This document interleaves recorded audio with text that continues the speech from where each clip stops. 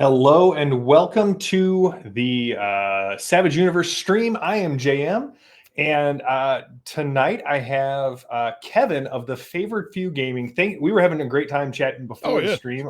Glad to have you on.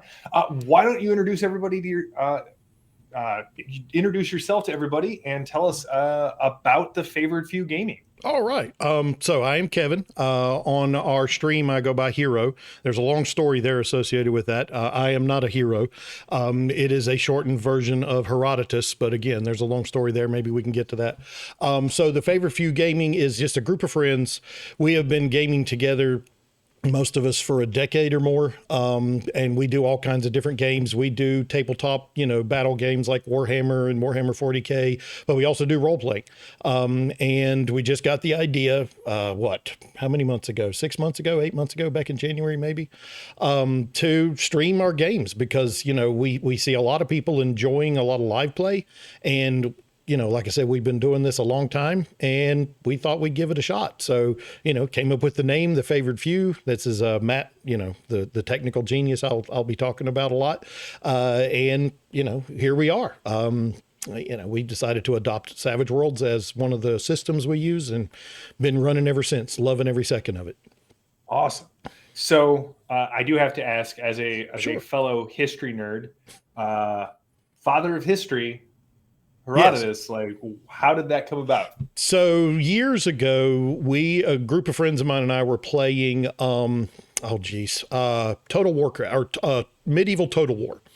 And you have to type in your nick so that people see who's doing what. And I always went by Herodotus. I'm a history teacher by trade. I love history and I love Greek history and Roman history, especially. And so my nickname on the game was Herodotus. Well, none of my friends wanted to write all that out or say all that out. So they always shortened it to Hero. Just whenever they were typing in chat or something like that. This is long before we had voice. This was all just chat in game. Again, medieval Total War. This was probably 20 plus years ago. Or whatever game, might have been Warcraft for all I can remember. But because all the guys who were talking to me referred to me as Hero, because another one of our friends was Kevin, it just made life simpler for everybody just to keep referring to me as Hero until it stuck. I have been Hero ever since. I'm Uncle Hero to their kids. All their kids have grown up calling me Uncle Hero, even though, there's no blood relation. And it's just, that's what it is. Yeah, it was a awesome. Somewhat, it's simple, but it's funny. So Hero, it's been ever since. And most people just assume, it's because you did something great. No, it's because my friends were lazy and didn't want to say the whole word. They didn't want to say Herodotus. They didn't want to say Herodotus. Well, now it makes me want to find my own Greek historian and change my online name to that. Be Zen. Be Zen. Exactly. Yeah, be Zen. All right, so let's talk about, so you guys have started a stream. If you guys don't know, Savage Universe, we're here to promote all of our Savage Worlds licensees. We've had a lot of actual plays on this month in August. We're going to have another stream on Monday where we're going to talk with the Domain Gang, and then we're going to be talking with a couple of aces. And then hopefully, if you are a swag member, get in touch with me. I want to talk with as many swag members as I can for Swagtember in September. So please, info@savageuniverse.com. Go to savageuniverse.com and find me at the bottom of the page. Shoot me an email. I would love to have you on the show in September. But you're running a campaign called Terminal Zero. Right. And you're using Interface Zero as kind of the basis for it. Tell us about the campaign. Tell us why you chose Savage Worlds. And yeah. Well, okay, so we went to Savage Worlds well over a year ago from 5th edition, and I'm, not bashing 5th edition. I just like a game where I don't have to keep relearning a different rule system to do different genres. And I love Savage Worlds because it is so flexible and you can do, any time period, any genre. And I've always been kind of attracted to that. Even before Savage Worlds existed, I was a GURPS player. And so I was running a Savage Traveler campaign. Nice. And because I played the original Traveler back in the 70s, and I just loved the whole universe, the amazingly expanded lore of the Traveler universe. It's been around for 40 plus years. And so we were running through that, and we came to a good stopping point. We're not done with the campaign in the sense that it's over and finished, but we came to a good stopping point, and I was asking the crew, what do y'all want to do next? And there were several suggestions made. I personally like kind of gun games. I'm a huge fan of Twilight 2000, Games Designer Workshop. Oh, yeah. Twilight 2000, and I kind of wanted to run one, especially now that Free League has, put out a new edition that looks fantastic. But a lot of the crew wanted to do a cyberpunk or Shadowrun-ish type of game, and I looked at various savaged, versions of cyberpunk, and one of the guys that we game with suggested Interface Zero. And so I went and looked at Interface Zero and fell in love with it. I love that kind of dystopian, dark future, but you fight against it kind of thing. And I saw that they had released a third edition, Interface Zero 3.0, and it was for Savage Worlds, although I know they've done it for other systems as well. And I introduced it to the crew, and I was like, here we go. This is what we're doing next. And they were all about it. And so we started that, I think, late July, like July 20th or something. So we just finished session 5 last Tuesday. We streamed that. We've been streaming ever since. We've been streaming that one from the beginning, which was another reason why we ended the Traveler, because we did not start streaming our Traveler sessions until we were already in the 20s or 30s as far as sessions were concerned. Right. And several of the players wanted to be in on the beginning, and we knew that several of the viewers were kind of not necessarily lost, but they were like, well, we wanted to see what happened to get you where you were. So we thought we'd just start a new campaign and start from session 1, which is what we've been doing. Like I said, we just finished session 5. Next week will be session 6. Awesome. Now you guys can find them at the Favorite Feud Gaming on Twitch. Or you can go to Savage Universe. Right. You can find the link on the calendar. We also have a YouTube channel because we've got the playlists. Right. We upload all of our sessions to YouTube. So we have all the Traveler sessions that we recorded, we streamed are there. Matt runs a fantasy game called Asuna Crystalline Memories. We also have a podcast once a month. A bunch of game masters sit down, and we have a podcast called Behind the Screen, where we talk about, there's about 4 or 5 of us that sit around this table, and we talk about the art of game mastering. And it's about an hour-long show that we do once a month on the first Sunday of every month that we stream to our Twitch TV and, upload to YouTube as well. And I think, Matt, we also do Facebook. Yeah, we also do Facebook Live. So Everyone say hi to producer Matt. Yeah. He's in the background making sure everything runs smoothly. Yeah, Matt is fantastic. I do the games, they do the social media and the technical aspect. I just sit down and say, tell me where to look. I like running games. I like story. That Matt is technical. We've got like a social media coordinator. He's doing all of our promotions on social media, Twitch and Reddit and Facebook and things like that. So yeah, we're all over the place. Awesome. Well, hey, we have a question from the chat from Landauer. How do you find running offline games different from games meant for public consumption like Twitch actual plays? Okay, that's an interesting question because last session, I got so into it. Everybody was playing. I forgot we were streaming. I literally forgot that we were performing live in front of an audience. But there are other times when I'm very conscious of it. We're a group of guys. We sit around and, we eat before we game. We call ourselves the flavored few every once in a while because we have some fantastic cooks that bring food before every session now, and we're just stuffing our faces. Awesome. You can see it at the beginning of some of our live streams that we're still eating. And I am conscious at times that there's people watching. And I also know that not everybody is going to necessarily like what we do. They might not like the format. They might not like the lighting. They might not like the fact that, we don't do stories like they like.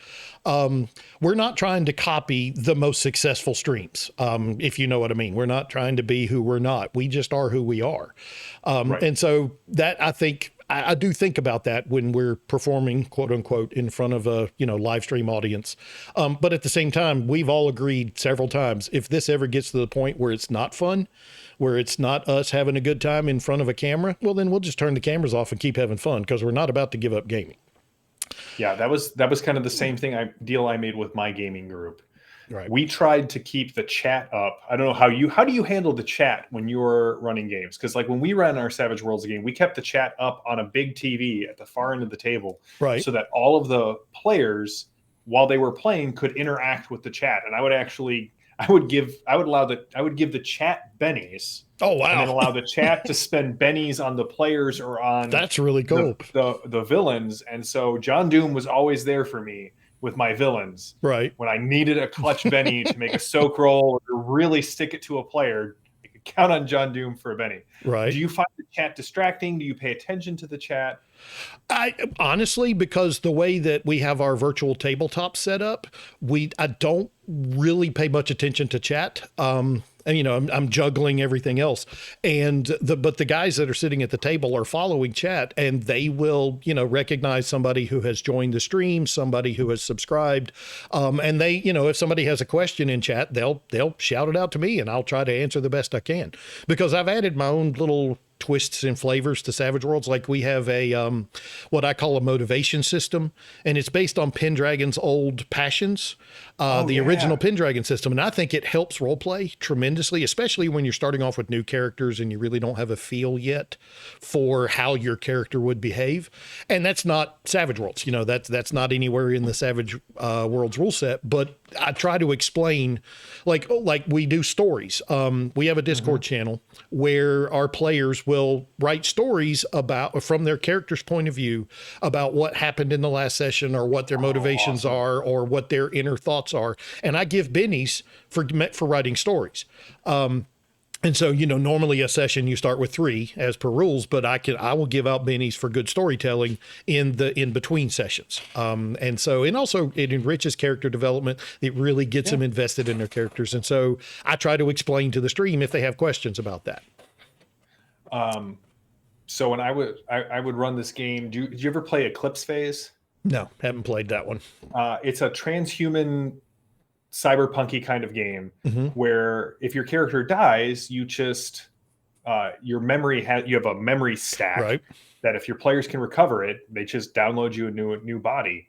And back when we were playing, everyone had a composition notebook, and every time they could afford to to back up their character, I would give them a new colored pen, because if they died, I would redact their notes because they don't remember that. So you don't get writing in red pen, you didn't save, you don't get any of your red notes anymore. Okay. If I did it on a Discord server, it would be very easy to go in and redact the memories, especially if like a counter hacker hacked into your memory stack and replaced your memories. And now I'm going to keep that nestled away to mess with players in the future the next time we play Eclipse Phase. Oh, and we use Discord like when I need to send a message to a player at the table that I don't want the rest of the table hearing, instead of handwriting, because I've written handwritten notes for years and years, and I can type much faster than I can write. So I will send them a private message on our Discord channel to let them know this is what's happening, that the rest of the players don't know. So yeah, I mean, it's kind of like Fantasy Grounds, where you could send a private message, but we don't use Fantasy Grounds for our VTT. We use Arkenforge. Anyway, so there's that, I guess, interaction that I personally don't watch the stream that much. I'm flipping back and forth between maps and character, sheets and that kind of stuff. So, but the guys let me know what's going on in stream. Somebody asked, is that a Favored Few t-shirt? Yes, we actually have a merch page. Nice. Again, our social media guy, Travis, he plays he plays Kaon in our current Terminal Zero campaign. He is all over. I mean, he's great at what he does, and he has created a merchandise page, and we all now have merch. You can't see the back of it, but we have several different designs. We've got our logo. The back of my shirt has the Favored Few Gaming. The other guys have shirts that have Terminal Zero, the logo that we have up on our stream. So yeah, we've actually got merch now. All right, so you're 5 sessions in. What's been going on? Can you give us a quick recap for people who maybe like, hey, what's going on? Okay. Why should I tune in? Give us a recap of what's happened so far. So the Terminal Zero, and I've done a few tweaks, but Terminal Zero is set in roughly 2090. I've got mine set in 2089 because I like that 66 years between the Wright brothers and Neil Armstrong. And it's 66 years from now, it'll be 2089. So it is a dystopian world. If you're interested, please check out Gunmetal Games. They have a fantastic setting. But this particular crew, again, like most crews that are brought together by happenstance, they were hired by a fixer to track down a missing data mule, kind of a Johnny Mnemonic type character. And so we have Matt is playing Neshoba, who is a Native American from the Navajo Nation who has been basically sent on a vision quest or a spirit quest by his elders to figure out what's going on with the world. The world is falling apart. We have Kevin, who plays Psycho, who is a Japanese teenage girl. She's a 16-year-old Japanese high school girl who is basically a scion. She's a psychic, although she's saying that she's possessed by a demon. And it's really cool how Savage Worlds lets you reskin these concepts, and they work perfectly mechanically, but they have a totally different feel when you add your different outer layer to it. We have Arlo, who is like a burned out ex-military hacker who is addicted to his online life. We have Leo, who is a trauma team and Dock Wagon. Those are IPs of Shadowrun and Cyberpunk. So I created a very similar thing called Executive Response, which does the same function. You pay your insurance and they will come rescue you. And so Leo is actually a trauma team executive response medic. And then we have, let's see, who did I skip? Oh, Travis is playing Kaon, who is a human 2.0. He's a genetically engineered human who was basically ordered by his parents to be the next corporate leader. And as a teenager, he didn't want to do it. He rejected his upbringing, and he's a mechanic. He loves work. He's a gearhead. He loves working on cars, and his parents are really screwing up his life. Like, we started our session with his parents smearing his reputation and buying out his garage and getting him fired. Cause they want him to come back to the corporate world. Right. And, he's all, the character's all like, who's ruining my reputation? So anyway, you got this disparate group that comes together, and they've been trying to chase down this data mule, which I can't reveal the plot line, but there's a reason why the data mule has, gone missing. And they're just kind of feeling their way through their relationships with each other right now. And it's been somewhat, there's been some tension, but so far session 5, they finally finished that very introductory story arc. They got the data mule, and they have recovered. Well, I hate to say it. They recovered his head. He was dead, and they cut his head off to bring out the memory storage, and to get away from all the bad guys who were chasing them down. So yeah, watch our session 5. It was a wild one. So when do you stream? Just for people who are tuning in who don't want to go over to savageuniverse.com, where all of this information is, readily available. Right. So we stream every Tuesday night, 7 p.m. And, we go live as quickly or as soon as 7 p.m. as we can. Like I said, sometimes we're still stuffing our face. But as soon as 7 p.m., we try to get that started, and we generally stream until 10 p.m. Sometimes, we'll go over 5 minutes or 10 minutes or something early. I don't want to keep going just to fill the clock. Yeah. But at the same time, I would like to let people know we're all working guys with, dads and parents and jobs and families. And every once in a while, a couple of sessions ago, Travis couldn't make it. A couple sessions before that, Ben was exhausted, the guy who plays Leo, and he was falling asleep at the table, and he's like, man, I got to go. And we all understood. So, we're not professional producers. We're gamers who like sharing our stories. But yeah, every Tuesday night at 7:00, barring, some unforeseen circumstance, we stream live on Twitch. You can look us up again, The Favorite Few on Twitch TV, things like that. Yeah. So Landauer has identified the secret theme of tonight's stream, which is recovering dead heads for info. Yes. I don't know what letter that would be brought to you by, but whatever letter that is the theme of the show today. Right. So we were talking beforehand about how you've done a lot of gaming. You've been in the gaming arena for a while. You've played a lot of different games. What is it that got you into Savage Worlds, and what is it that you love about Savage Worlds and is keeping you doing a traveler adapting some of your other favorite properties into Savage Worlds. Okay, so yeah, I've been rolling shiny math rocks since 1979. Started with shiny math rocks. Yeah, shiny. I love that. The clicky clack of shiny math rocks. I started with basic Dungeons and Dragons. I started with a rule book that didn't even have the word basic on it. It was just D&D. And then went to AD&D, and then, second edition, and then third edition, and 3.5. We skipped fourth. That's another story. Went to Paizo's Pathfinder. Fifth edition came out. I jumped to fifth edition. And I mean, obviously I love fantasy, but I was getting kind of burned out on fantasy. And I've always loved gun games too. And to be quite honest, the D&D rule set really doesn't lend itself well to gun games. Not trying to bash it. It's not what it was designed for. Right. And so for a while I was doing GURPS. I mean, I was playing GURPS back in the 80s because I like being able to transition to other genres with a rule set, whether it's sword and its swinging. Gun game is spectacular. Ultra tech, high tech. Yes. And the splat books, the amount of source books that GURPS has put out over the years is just fantastic. I have shelves that are groaning under my GURPS books. But then I discovered Savage Worlds back during the deluxe edition. And, really, I liked it. I just couldn't get a lot of people to play in the system because everybody was still very much a D20 type. And then here recently, I was like, look, I want to run Suede. I want to do an adventure edition campaign. And I finally got the guys that we game with to agree to it. And I love Savage Worlds flexibility, the fast, furious fun. It is quick. Once you get, the initial understandings of how modifiers work and the target number, I love how fast it is. I love how reskinnable. And in fact that it is integrated into the system.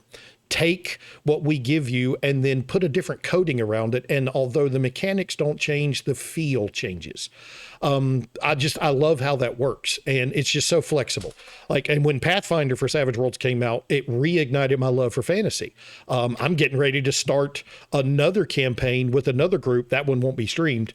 That is a Pathfinder campaign. We're going to run the Kingmaker Pathfinder, or the Adventure Path for Kingmaker, but use Savage Worlds for Pathfinders. It's one of my favorite APs. Yeah. I'm really looking forward to it. I'm excited about it. So, well, very cool. Yeah. So we also highlight licensees, past, present, and hopefully future. You and I were talking about a Savage Worlds project that you've been kicking around in your head. Do you want to talk about it? And, sure. Maybe go on record that this is something that might possibly get done? Right. So, like I said, my background is in history. I've been a history teacher for 32 years, and I love Greco-Roman classical history. I've got all kinds of, historical books, and I've read Herodotus and his histories and Thucydides and all that. But I had an idea several years ago, back even before we were playing Savage Worlds, of creating a fantasy version of Greek-Roman history, that classical time period. And I worked up a lore, I worked up a history behind it. I came up with a mythology using Roman gods and Greek gods, but at the same time tailoring it. Like the elves, the Elden race, whatever you want to call them, the elves emerged when the original gods created the first race that wasn't a Titan race. And then, the whole idea of the Dark Elves and how they were abandoned. And when the sun was created, it burned one group. And then I've come up with, but I set it all in a European map.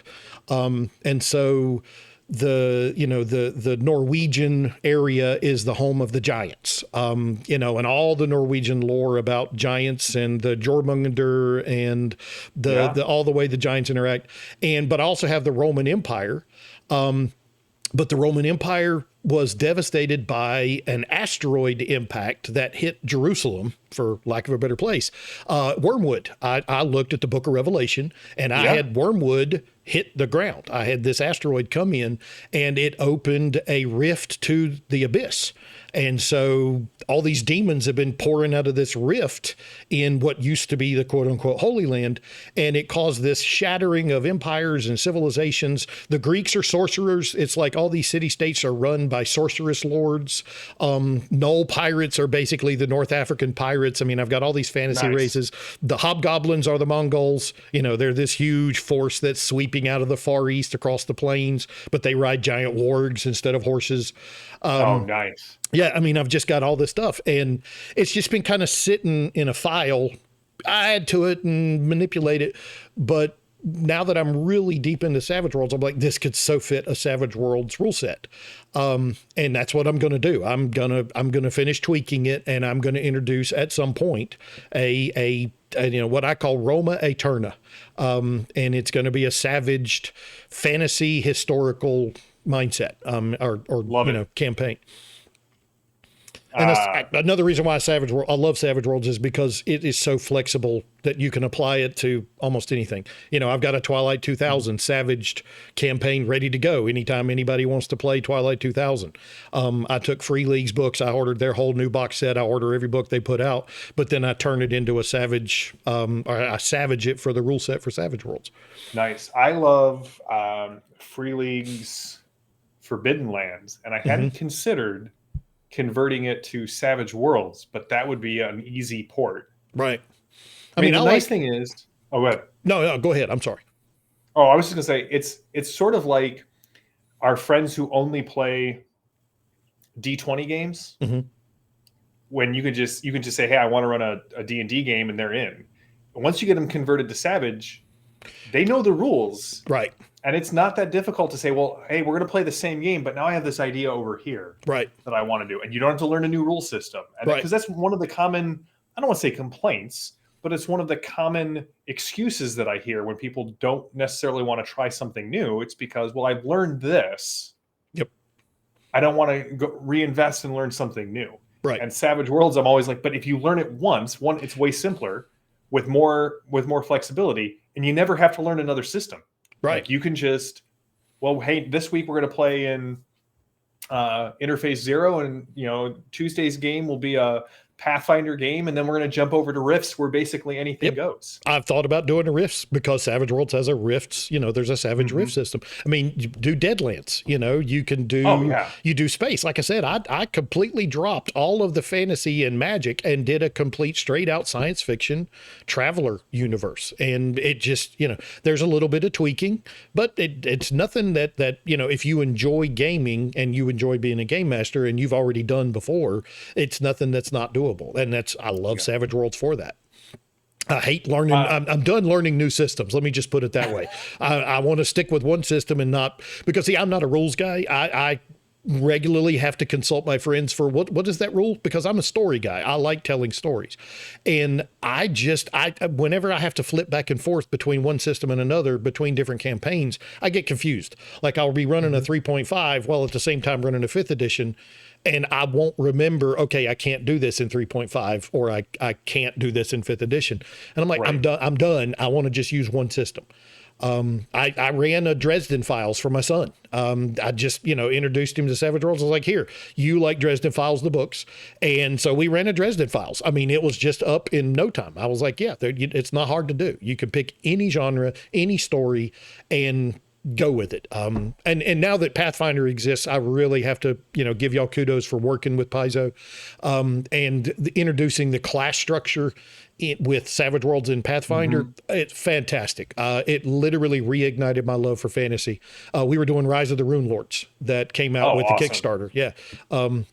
I got it. You know, like I said, all kudos to both Pinnacle and Paizo for coming together and shaking hands on that and said, hey, let's do this. Absolutely love it. Absolutely love it. Yeah, I felt the same way. Savage Rifts is what got me into Savage Worlds. Right. Because I loved Rifts, but it was a game system I had very little desire to go back to. Right. And now I can run it in this game. And once I got into Savage Rifts, it's just, I wanted everything Savage Worlds. Yes, absolutely. Now, Meets in a Tavern has a good point that so if you don't know about the licensees, we've actually got several licenses. You're on here, Kevin, because of the Savage Worlds Media Network license. If you're putting out a podcast or an actual play or a review on a blog, let me know. My job at Pinnacle is to signal boost all of our licensees. If you're putting out a product for Savage World and you're not charging for it, you just want to, there's a fan use Mhm. license where you can put something out for free and just say, hey, this is something I want to do. We had a creator jam in February. We're going to do another one in February again. And a lot of that stuff just went up on the wiki. Right. If you want to, if you've got something that you want to put out into the world and make a little money at, and when I say a little money, who knows? Right. You can use the swag, the Savage World Adventurers Guild. It's on DriveThruRPG. It's basically our own self-contained ecosystem on there. Mm-hmm. And all of this information is at savageuniverse.com. Go to savageuniverse.com, how to get started. There's a tab. It's got all of these different licenses. And if you're ready to take the step and produce something that's going to be a physical book, you want to take it to Kickstarter, you want to publish it, that's the ACE license. And with that, there's a little more hoops to jump through. You got to submit an example of your layout and your writing and your stats and your art. But here's the thing, and we've said this many times before, and I promise I'm going to say it many times again. The licenses at Pinnacle, they're a bridge. They're not a gate.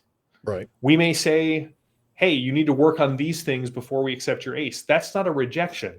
That's a, hey, we want to see you reapply. Right. If you've got questions about the licenses, send me an email. That's my job, is to answer questions about licensees. If I don't have the answer, I know who to go get the answer from. And the goal is to have a face and a person that when you have questions about how this works, you can reach out to me and get an answer.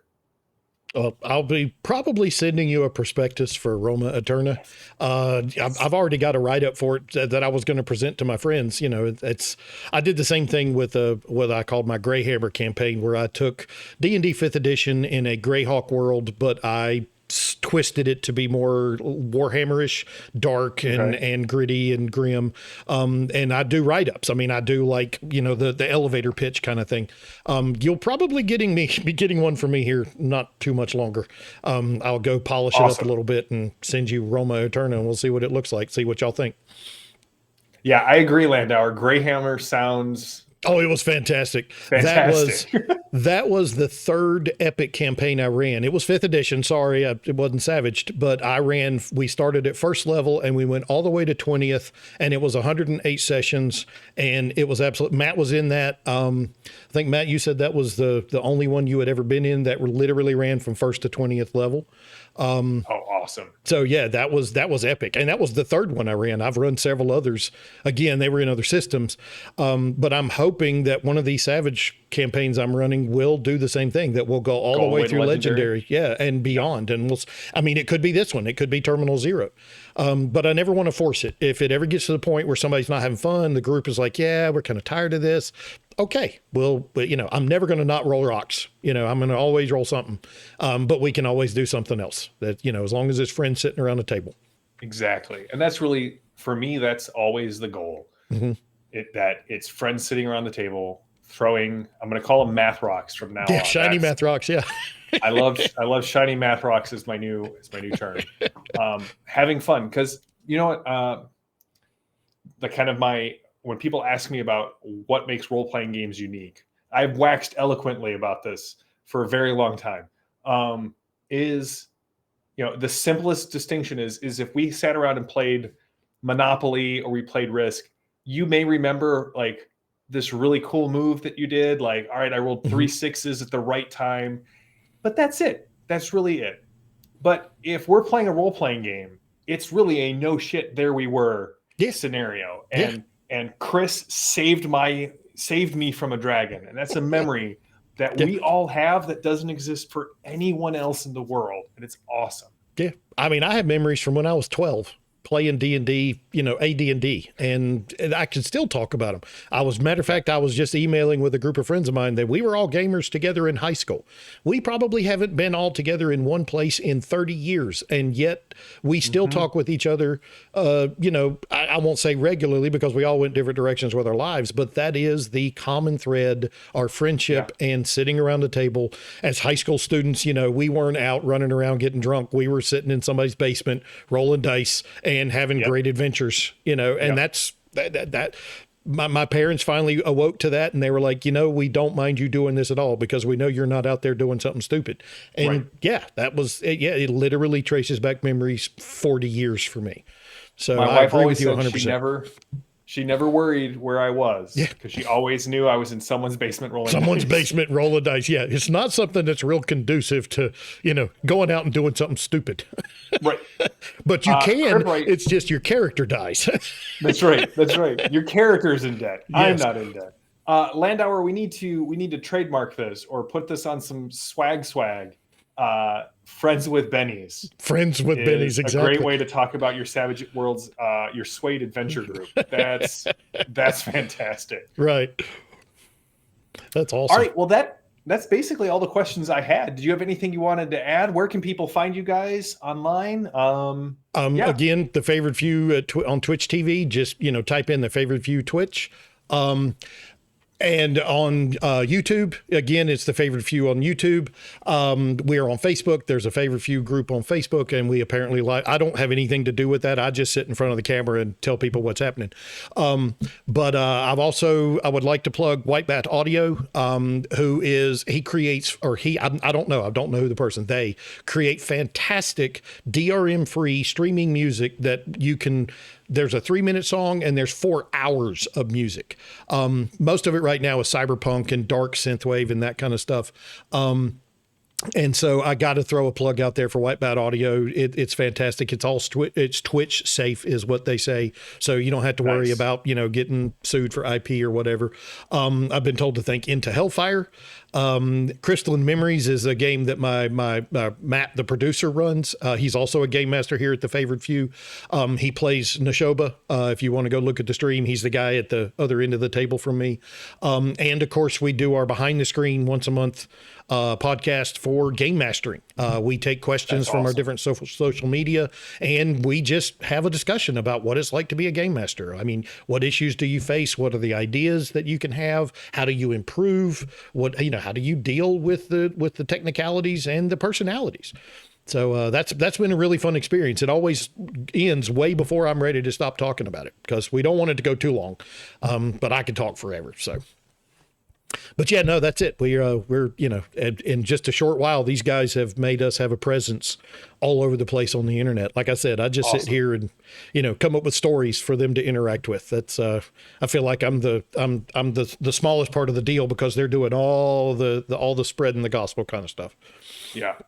I am very grateful for the people who helped me on that side of things, because if it was up to me, it just wouldn't get done. Oh yeah, no, I'm sitting here in this amazing setup. Otherwise I would have been sitting in front of my MacBook with a camera on. I mean, that wouldn't have been, it wouldn't have looked near as good or sounded near as good. But I would also like to thank Savage Worlds, not only for their game, and for sticking to it and, accepting player input and coming up with revisions. But I would also just love to thank them for, being the company that they are and being open to the ace and the swag and, having their universe open to other people. Thanks to you and Savage Universe. Everybody was really excited that we got invited to this. I've been told many times, don't screw it up. I don't feel like you have. This has been awesome. Yeah, I hope not. It just all around, it's been a fantastic experience. Working with Pinnacle, getting, this stuff online. Arc and Forge, of course, for the VTT, the virtual tabletop that we use. There's all kinds of technical aspects I could think of. And of course we do have a merch page. Just, go to our social media and click on the link to our merch page. I think they're really cool designs. Again, Matt did a lot of work on that. Travis has done a lot of work getting it out there. We got shirts and coffee mugs and, all kinds of stuff. I was amazed at what he was able to put out there so quickly. So I'd like to give them a plug too. It's really cool. But again, just thanks to you, JM, for your, generous outreach, and Savage Universe and Pinnacle for everything y'all have done for the gaming community. I'm one of those people that believes that everybody is stronger when you share. Yeah. I really do. I really do believe that the whole community is better, including the people who came up with the idea. I was a firm believer in the original game license. I thought it was amazing. And I think that Pinnacle has embraced the same idea. So really do appreciate it. Rising tides raise all ships. Yes, right? Absolutely. I think it strengthens the whole community. It strengthens players, game masters, and the companies that put it out. Cool.